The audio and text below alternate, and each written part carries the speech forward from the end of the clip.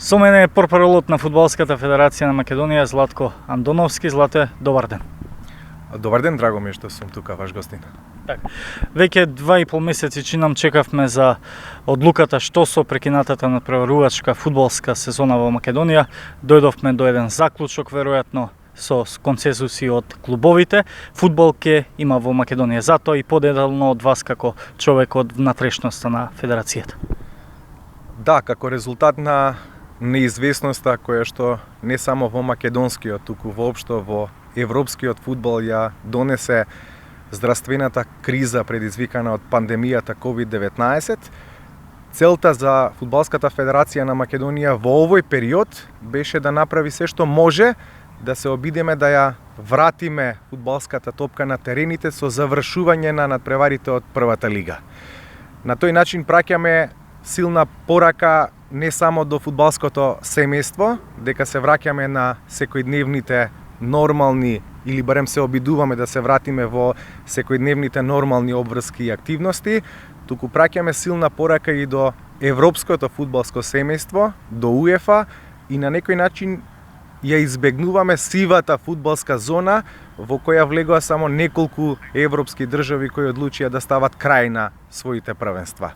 Тоа значи дека Фудбалската федерација на Македонија и по препорака и на Институтот за јавно здравје, знаеме дека нивни представници беа присутни на последниот од двата состаноци кои што ги имавме со представници на 10 клубови од прва лига, дадоа зелено светло, дадоа препораки и мерки, односно го прифатија протоколот, така наречен здравствен фудбалски протокол кој што го изработи куќата на фудбалот, и Комисијата за надпреварување даде препорака или предлог првенството да започне во периодот меѓу 14 и 21 јуни. Тоа значи дека тимовите ќе имаат 3 седмици да се подготват за продолжувањето на шампионатот, ќе се игра во скратен формат кој што на некој начин го бара и поголемиот дел од клубовите кои беа присутни на двата состанаци во Фудбалската федерација на Македонија, и се надеваме дека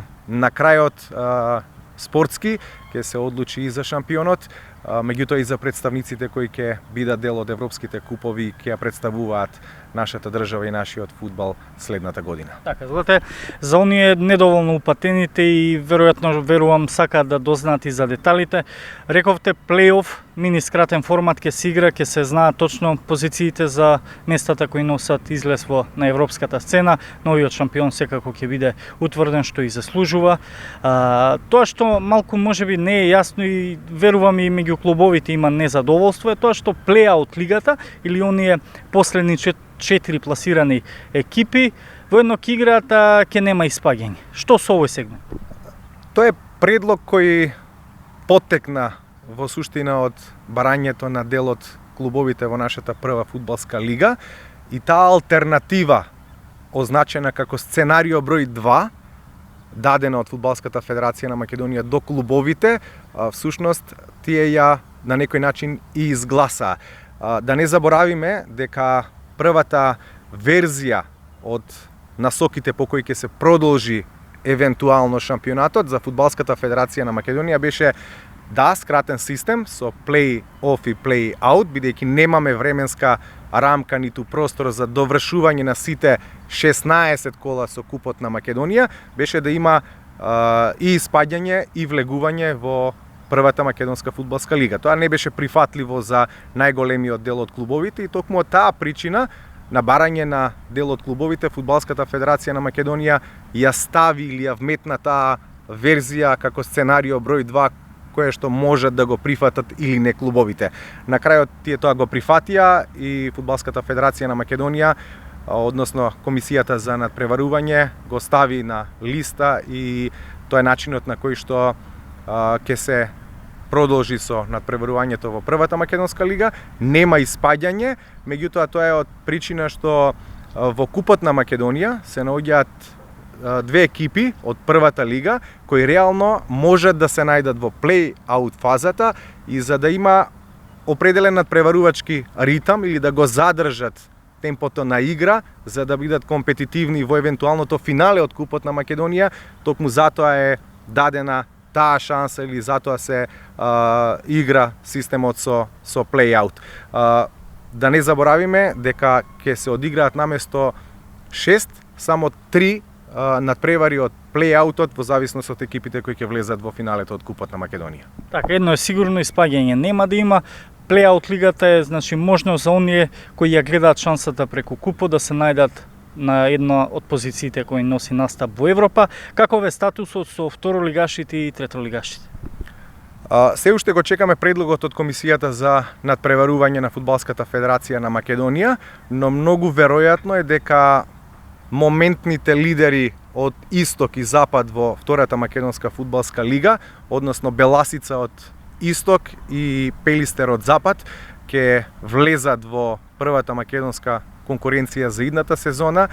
Тоа значи дека нашата прва лига од сезоната 2020-2021 ќе брои 12 екипи, меѓутоа за тоа треба да се почека официјална потврда од управниот одбор на Фудбалската федерација на Македонија. Идејата е таа, веројатно од надпреварувачката комисија на ФФМ. Така. За крај можеби и тоа што е најважно оставивме за безбедноста, колку играчите ќе бидат безбедни за овој тек додека се играат надпреварите и што би се случило, не дај Боже да се роди или да излезе нов позитивен случај баш меѓу играчите.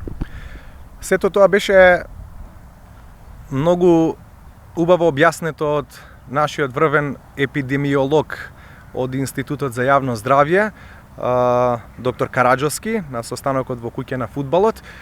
Тие се обврзаа да обезбедат 400 тестови кои ќе ги користат сите 10 екипи од првата македонска фудбалска лига и официјалните лица, суди и делегати на надпреварите. Тестовите би се случувале пред почетокот на продолжувањето на шампионатот и доколку определен фудбалер во текот на надпреварите или во подоцнежниот период од како ќе започне продолжувањето на првенството покаже симптоми на коронавирусот, во тој случај Институтот за јавно здравје ќе одлучи да го тестира тој фудбалер или неговото потесно или пошироко окружување, потесниот или поширокиот круг на луѓе кои биле блиску до тој теоретски фудбалер. Меѓутоа, сето тоа е теорија.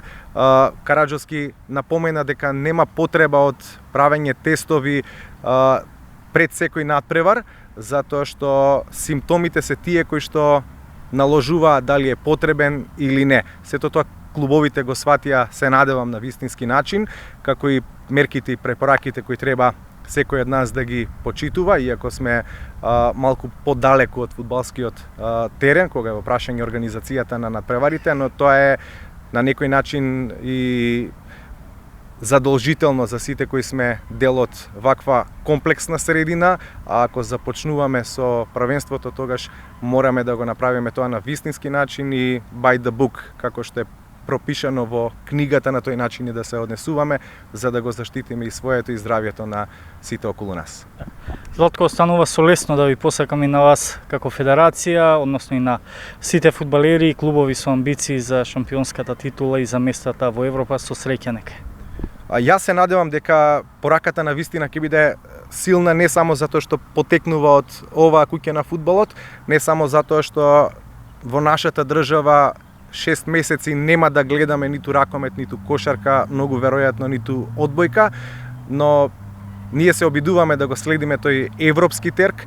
Ако сите останати држави во нашето окружување и подлабоко во Европа веќе влегоа на зелените терени, тогаш мислам дека ние треба макар да се обидеме да го следиме тој чекор, па што биде. На крајот на денот здравјето е најважно за сите нас, така и за Фудбалската федерација на Македонија, и ќе ги почитуваме сите мерки и препораки и најбитно државниот протокол, затоа што тоа е обврска за сите.